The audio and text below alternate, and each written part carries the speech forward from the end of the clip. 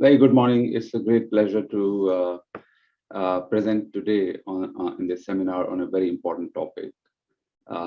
Pandemic is behind us, hopefully, and in India, definitely we feel that a new um, phase is now in front of us to rebuild, to regain the time that is lost, and to really learn from some of the things that we could see during the pandemic and how to deploy those learnings to make even better business models and a brighter future.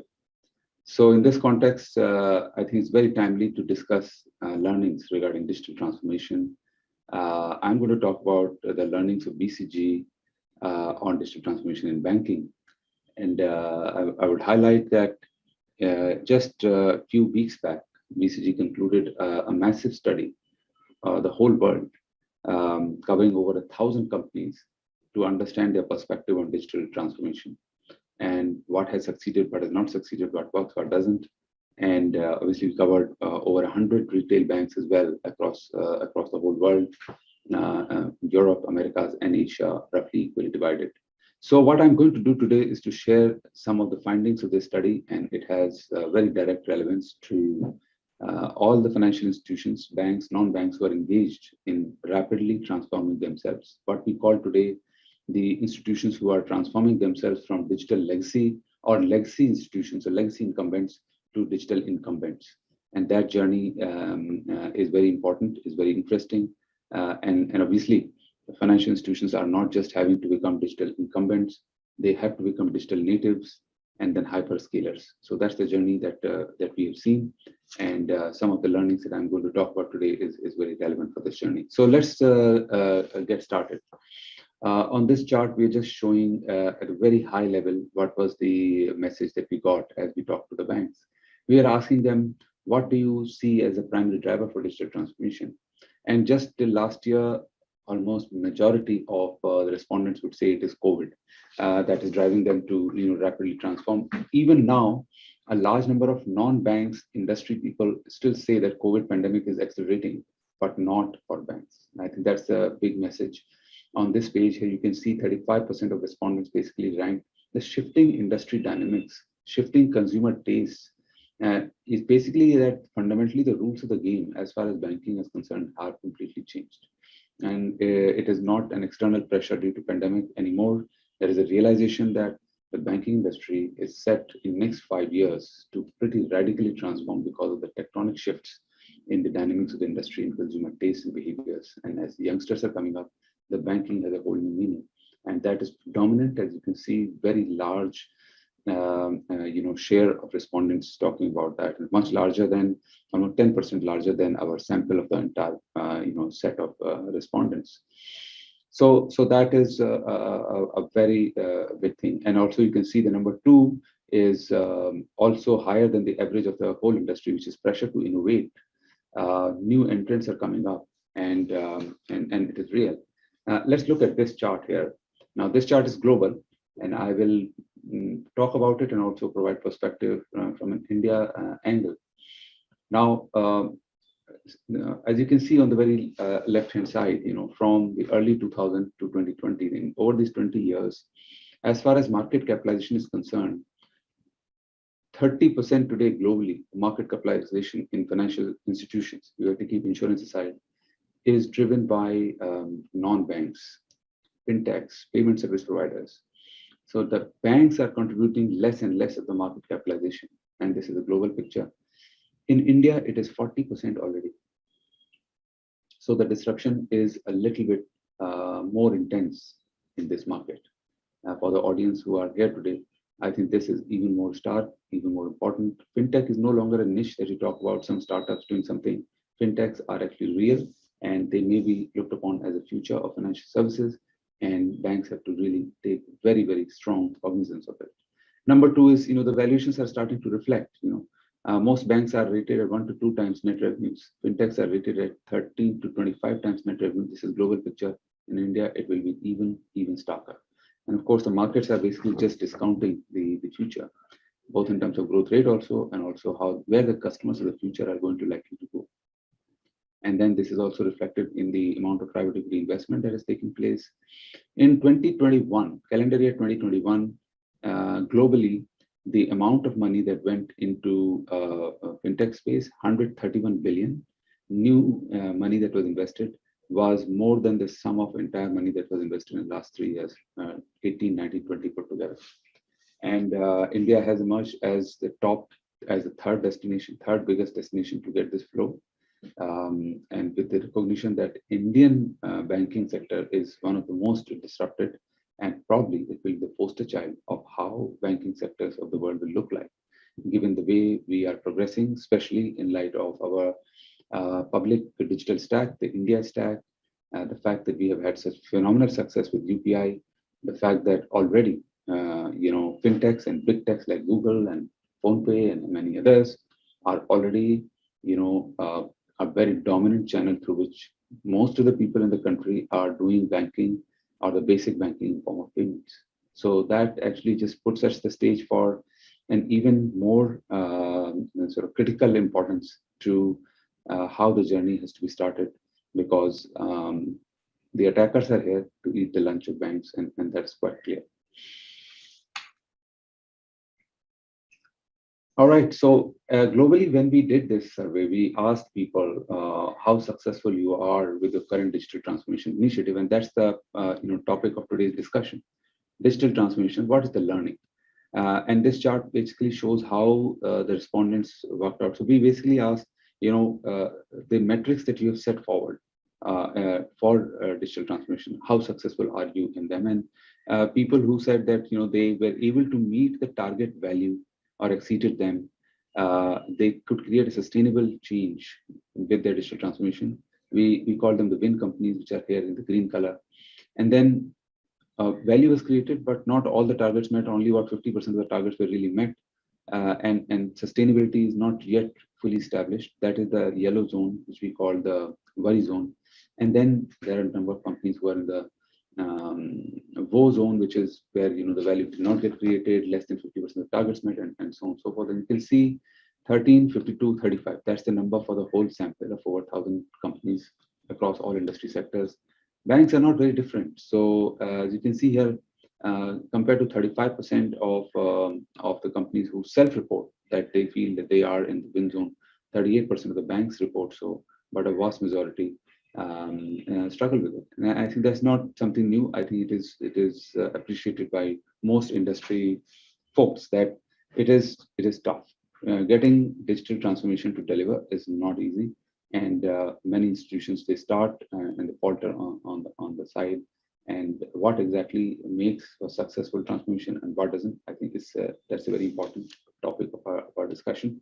And for retail banks, it is a matter of life and death. It's not a matter of something that is after top 5 priorities. It is the top priority because of dynamics of the industry. So our research showed that there are these 6 dimensions, and in these 6 dimensions, one has to really see whether you are really at the best possible state to ensure success. And in today's presentation, I'll talk about these 6 dimensions and what are the dynamics of each of these 6. Let me take a minute to really explain these 6 factors and what's the dynamics of these. So firstly, of course, integrated strategy with clear transformation goals. I think it is a very interesting point. Obviously, you can say this for anything. You need to have a strategy goal so that then only you will be successful. But in digital transformation, I think it's the reason it is here is because many times, given the so much of talk about it, I think everybody feels the pressure to do something. So they get started because they want to talk about, yes, we are also doing something in digital, or we also have this cool and shiny app. And by the way, we are also integrating and with somebody else or whatever, or and so on and so forth. There are so many cool, shiny objects when it comes to digital that it is very easy to get distracted by the cool, shiny objects. And what we found the winners to be doing is to put it down very clearly, why we are doing it, what we're doing it, how it will be done, as a very good, solid strategy discussion should be. What exactly are the goals? What numbers will change? Which metric will change? And then work backward through it very rigorously. The good old strategy discussion is still relevant, even though Many people feel that, okay, we know what we have to do, just get that done. And then it ends up in a state where you've got multiple initiatives and they're not sort of talking to each other, or you do something very nice and it looks very cool, but doesn't scale. It just stays very small and localized, but your mothership is not changing. One of the most interesting things, or not so interesting from the perspective of the players, is that many institutions find that you have very localized excellence in digital, but it doesn't scale. That the mothership is not transforming. That you find it easy to do digital somewhere in the side, but the main institution is just not moving because the legacy is just so entrenched. And so that is a very important thing, and that's where it should all start. So number one. Number two is leadership commitment from CEO through middle management. Again, you would say, well, everything requires this to be truly successful. Everything requires leadership commitment. How we have realized that many times what happens is the CEO is very committed. Yeah, you make a big statement about it. You commit yourself publicly, and then you hire somebody who's chief of digital officer, and that chief digital officer has to do something, and then everybody else remains the same. And then the hope is that the chief digital officer will somehow do the magic and the organization will change. That doesn't work. We found that the institutions who are able to really transform, there the leaders have to come together, the current line leaders who run legacy, and not just the leaders, but leaders in the middle management. And they need to sit together and look at it and say, everybody who's currently running a business, in a year from now, digital transformation will lead to what change, and why it is relevant for me, why it is important to me. If we are not able to translate digital strategy into implications for everybody in middle management, it is difficult, because what happens is that on the side, certain digital transformation initiatives are taking place, they deliver some results, then you have to scale. When you have to scale, you have to go to the line organization, the current line organization, say, let's implement this. And every time you implement something on a new digital platform, initial periods it doesn't work. And if it doesn't work, there is a huge resistance from the current line organization to just not adopt the new thing and continue with what we have, because we've got pressures for quarterly profits and this, that, and the other. And there is so much of resistance that the things fail. And in my personal experience, the only way digital transformation succeeds if actually the ownership of digital is with the current line management, and it is not delegated to somebody on the side to say, you are responsible for it. If it fails, it's your problem. If it succeeds, I will benefit. This doesn't work. So a very basic idea, but it has profound implications when it comes to digital transformation. Number three, high caliber talent. Once again, of course, nothing can happen without high caliber talent, isn't it? But in the context of digital transformation, it's a very unique thing, because the kind of talent that is needed for digital transformation is very different. And sometimes it is so different that people can't even relate to it. Let me give an example. For a long time, I have worked with financial institutions for a very long time. And you go to any financial institutions, you will always find the business and IT are fighting. Like, it's not true for any, but for most. Like, the business has so many complaints about IT, IT has so many complaints about business, and the two sides were enough to fight. But actually, if you really want to do digital transformation, you need to have a third type of people who are designers. Now, many institutions don't appreciate that. You need to have a high quality design team in-house to do this. That talent is a very different talent, and that talent is very different from technology talent as well. Definitely very different from the traditional technology talent that most financial institutions have. And if that was not enough, you need to have data scientists. Data scientists are a very different talent in themselves. And within technology also, the world has many different roles and many different job families, and they are actually quite different. The people who are working on the front end technology and people who are working on managing the back end, have very different priorities. They work on very different rhythm. And so the segmentation is quite important. It's very important for leaders to appreciate this dynamics of talent and what it takes to keep the talent together, what it takes to make them to come to you. It is not possible to outsource everything when you're trying to do digital transformation. Of course, you cannot hire everybody as well. You have to outsource. You have to have technology service providers. You have to have people who are building the code, doing the design for you. But if you do not have sufficient capabilities in-house, it is very difficult to keep the outsourced parties, partners, to really be fully aligned with what you want to do and get the best out of it. Right? It goes out of sync very quickly. So talent. Um, this is, as I will show in my subsequent slide, this is one of the most severe problems for most institutions, because digital transformation without digital talent, very tough. Number four, even if you have got the talent, the way of working is to be very different. And most institutions start with, even the ones who have a very good project management track record, that they have taken projects and delivered on time, or they have delivered on them. Even those institutions have a tough time, in digital transformation. And the reason is as follows: the world is changing quite rapidly. Within 12 months, things are very different from where you start. So if you start on a mega project, which has a 3-year program and milestone first drop, when after 12 months, you start the project, you start making something, and you release with a lot of fanfare 12 months, maybe not 12, you decided to do 12, it will be 14 or 15 by the time you launch it. And at that time, you see, but not new players have come and they are having a lot of new things. And when we started, what we were making was looking cool, but now it's not looking cool. And it's already out of sync with market realities. And new people have done different things because we are competing with a lot of entrepreneurial energy of startups, and you can't predict. And that is a big disappointment for a lot of institutions, that you are always catching up. And that's because the way of working has to be changed. And people have to get used to, or you have to embrace the idea that you will work in what is called agile squads, which is a team of engineers, team of business people, data scientists, designers, coders, but also technology architects, but most importantly, business owners, who are called the product owners in this world. They work together, and they work together as a team. Now, again, we have seen cross-functional teams existing for the last 50 years. So what's new? What's new here is that this team has to have a bigger and more important hardline allegiance to itself as a small team which is trying to deliver something, the goals, and they live or die with that.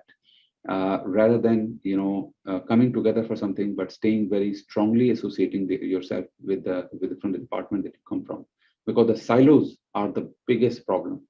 In the traditional world of finance, files moving from one department to the other was a norm. And over here, if things move from one team to the other, it is a complete disaster. It does not work.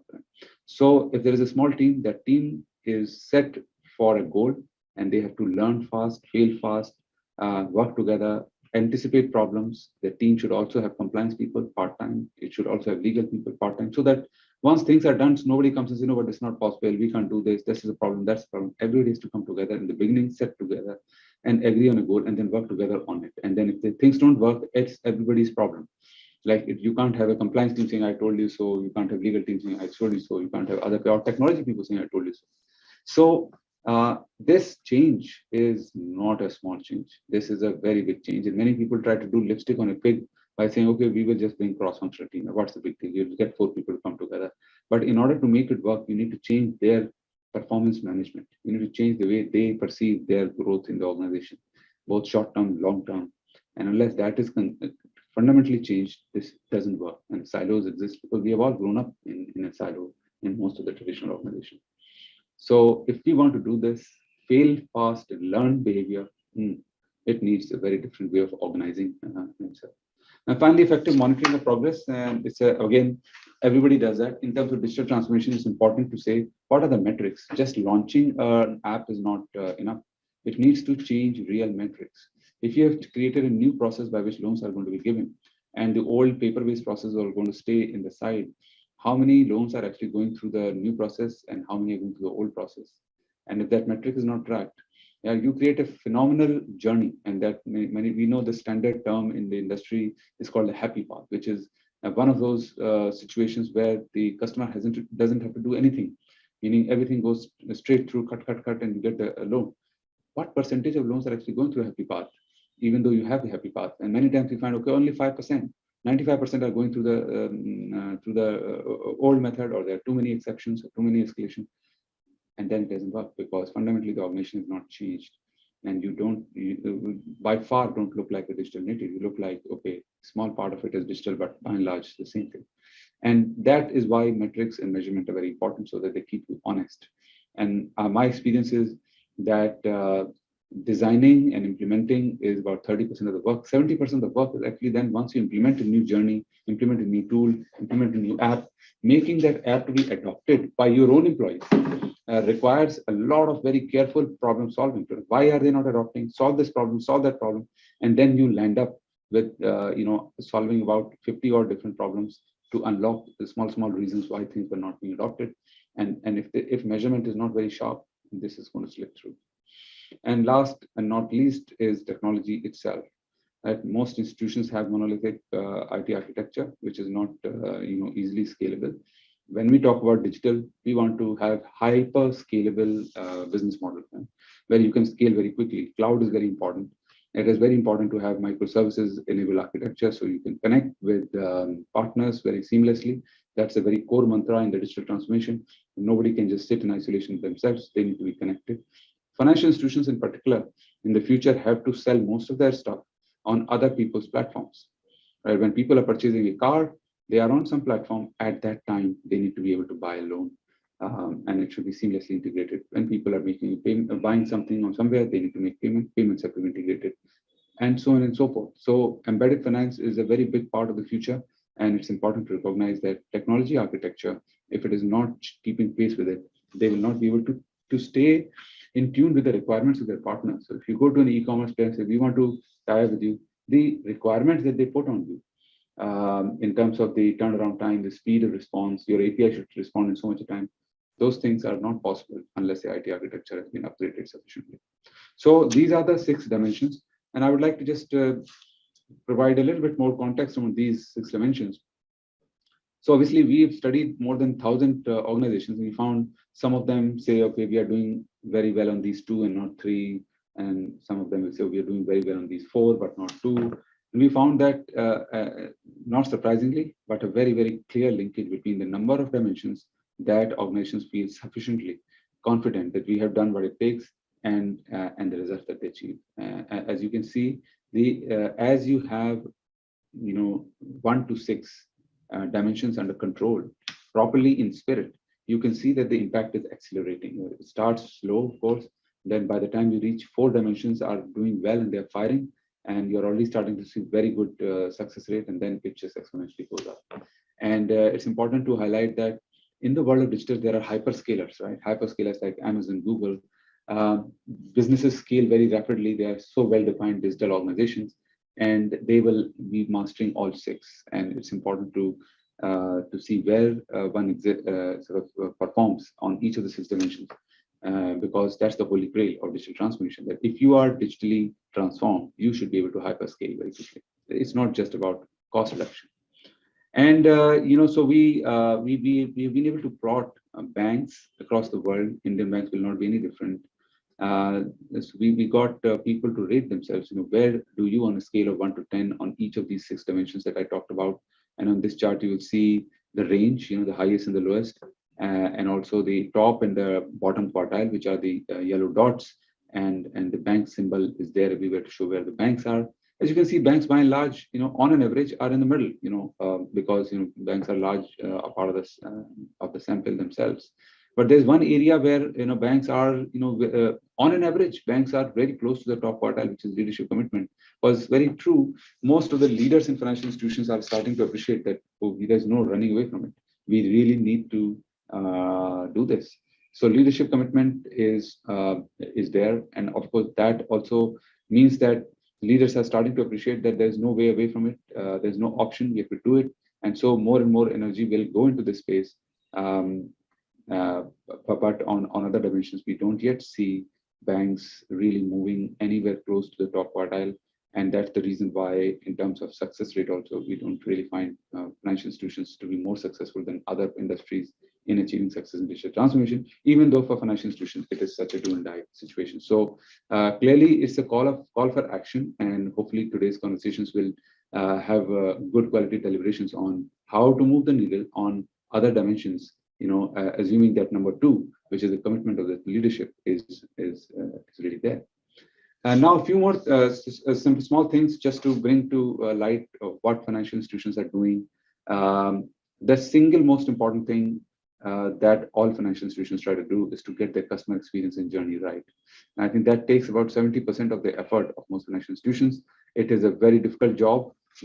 Journeys have a lot of complexity, and in order to create, and you have to actually transform the legacy journey. You can't always reimagine everything.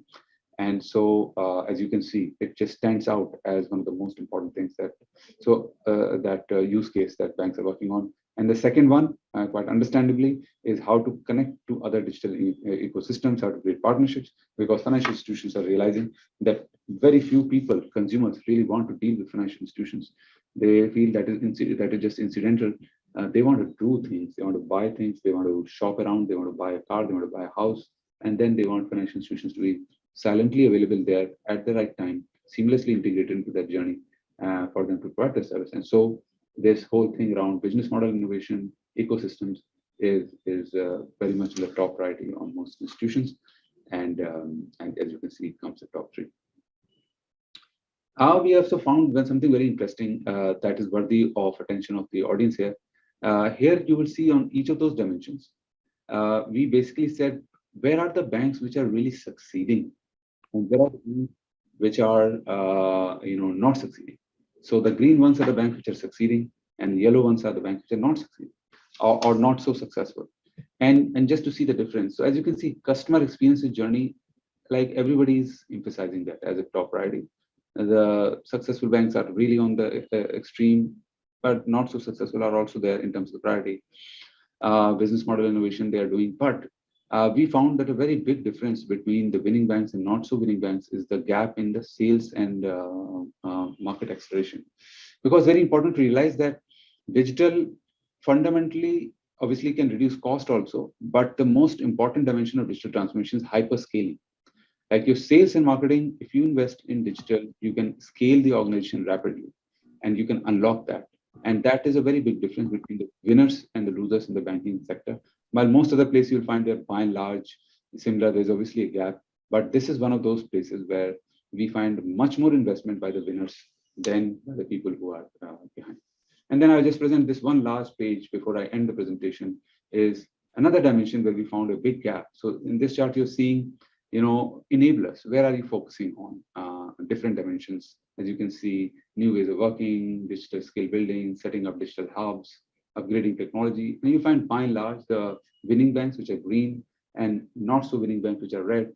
Obviously, there is a gap, but a small gap. But the place where you find a big gap is the adoption of scaled implementation of AI solutions. AI is very important because to my previous page, AI is used, artificial intelligence analytics is used to create personalization, to create digital marketing, to unlock growth. And it is also used in managing risk better and better, how you can manage risk in completely automatic customer journeys. Right? And these two areas are so fundamental to digital transformation in banks that if institutions, as you can see, the only place where the red bar is higher than green is upgrading technology. One of the mistakes that many institutions make is they just start technology for the sake of technology. Or the technology team says, give us time, let's get the technology sorted first, then you can do the business transformation. That doesn't work. And that leads to a lot of situations where things don't work out because technology is never ready because it's a moving target. So it's important that technology transformation is embedded inside a business initiative, and artificial intelligence is kept front and center of this transformation. Thank you very much.